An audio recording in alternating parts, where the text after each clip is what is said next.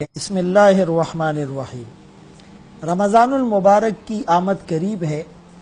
استقبال رمضان، جتنا بڑے پروفائل والا مہمان ہوتا ہے اس کو وارم ویلکم کیا جاتا ہے، اس کا استقبال، اس کو مرحبا کہنا، اس کو خوش آمدید کہنا، یہ ذرا اسپیشل ہوتا ہے۔ اور یہ رمضان وہ مہمان ہے جو قرآن کو لے کر آ رہا ہے، نزول قرآن کا مہینہ ہے۔ شہر رمضان الذی انزل فیہ القرآن، اور نازل کرنے والا بھی رحمان، الرحمن علم القرآن خلق الانسان علمہ البیان۔ تو جیسے کسی بڑے مہمان کی آمد پر استقبال اور تیاریاں پہلے سے شروع ہو جاتی ہیں، گھر کو ڈیکوریٹ کرتے ہیں، اس کو سجاتے ہیں، تزئین اور آرائش ہوتی ہیں، پردے لگتے ہیں، قالین اور کارپیٹ بچھائے جاتے ہیں، صوفہ سیٹ اور فرنیچر لایا جاتا ہے، ایون کہ گلی کو صاف کیا جاتا ہے، کھانے پکانے کا مینیو پہلے ڈسکس ہوتا ہے، اور چیزیں پہلے سے ترتیب سے رکھی جاتی ہیں، اور اس کو ویلکم کرنے کا اور رخصت کرنے کا پورا ایک پلان بنایا جاتا ہے۔ تو اس سے قیمتی مہمان کون ہوگا؟ اس سے بڑا مہمان کون ہوگا؟ یہی رمضان یعنی اس کے روزے اور یہی قرآن، یہ تو سفارش کریں گے، اور ان کی سفارش تو ویلڈ اور قابل قبول ہوگی۔ خود رسول اللہ صلی اللہ علیہ وسلم رمضان المبارک سے 2 ماہ پہلے رجب کا چاند دیکھ کر دعا فرماتے، اہتمام فرماتے، اللہم بارک لنا فی رجب و شعبان وبلغنا رمضان، اور پھر فرمایا اللہم سلمنی لرمضان وسلم رمضان لی، اللہ ہمیں رمضان تک صحیح سالم رکھ، رمضان کو ہمارے لیے محفوظ کر، بچا کر رکھ۔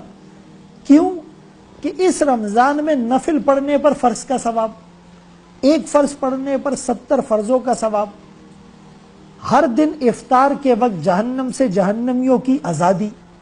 مومن کے لیے رمضان کے ہر دن میں 2 خوشیاں، ایک افطار کی اور ایک اللہ سے ملاقات کی، پھر تراویح میں قرآن، اور پھر رمضان میں یہ جو بھوک پیاس برداشت کرتا ہے تو فرمائے اس کے بدلے میں خود اللہ کا مل جانا، اور ان رمضان المبارک کے روزہ رکھنے والے روزہ داروں کا باب الریان دروازے سے داخل ہونا، اور پھر پہلا عشرہ رحمت، دوسرا مغفرت اور تیسرا عتق من النار ہونا، اور آخری عشرے میں اعتکاف کی سعادت کا مل جانا، اور آخری عشرے کی طاق راتوں میں لیلۃ القدر کو، قدر والی رات کو تلاش کرنا، جس میں فرشتوں کا نزول وہ عشاء سے طلوع فجر تک ہوتا رہتا ہے۔ ان ساری نسبتوں کا اگر استحضار ہوگا تو ایک مومن اس کو کیسے ضائع کر سکتا ہے؟ تساہل اور غفلت سے کیوں کام لے گا؟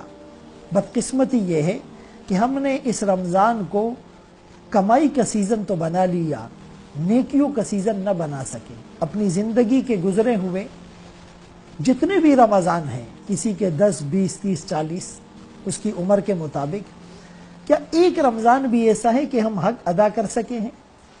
کیا ہمیں اپنی بخشش کا یقین ہو چلا ہے؟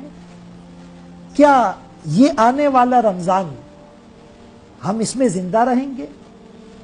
ہو سکتا ہے یہ ہماری زندگی کا آخری رمضان ہو، تو اس موقع کو غنیمت جانیے، ابھی سے پلاننگ کیجئے، ٹائم ٹیبل بنائیں، شیڈول بنائیں، اسکیجول بنائیں، اور اس میں کتنا کاروبار کرنا ہے، کتنا آرام کرنا ہے، اور کتنا اللہ کو راضی کرنا ہے، اور گزرے رمضانوں کی تلافی ہو جائے۔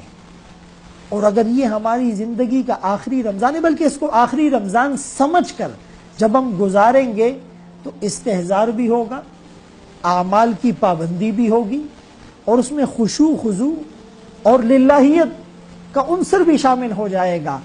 تو اسی لیے فرمائے من صام رمضان ایمانا و احتسابا غفر له ما تقدم من ذنبی، ایمان اور ثواب کی نیت سے روزہ رکھنے پر پچھلے گناہ معاف۔ من قام رمضان ایمانا و احتسابا غفر له ما تقدم من ذنبی، ایمان اور ثواب کی نیت اور استحضار کے ساتھ رات کے قیام پر سارے گناہ معاف ہو جائیں گے۔ اور خود فرمائے جب رمضان المبارک شروع ہونے سے پہلے آپ شعبان میں کثرت سے روزے رکھتے، اس کی تیاری ہو جائے، اور پھر رمضان میں آپ اپنی کمر کو کس لیتے اور ایقظ اہلہ واحیا لیلہ، اپنے گھر والوں کو جگاتے اور راتوں کو عبادت سے زندہ کرتے، شدمی ذرا. اور آپ کی سخاوت رمضان میں تیز ہوا سے بھی آگے بڑھ جاتی. یہ امت کے لیے مشعل راہ ہے، امت کے لیے رول ماڈل ہے، امت کے لیے پیرامیٹرز ہے، امت کے لیے اسوہ حسنہ، عملی نمونہ ہے. لقد کان لکم فی رسول اللہ اسوۃ حسنہ. اللہ ہمیں ایسا رمضان گزارنے کی توفیق نصیب فرما اور اس مہمان کی قدردانی کی توفیق نصیب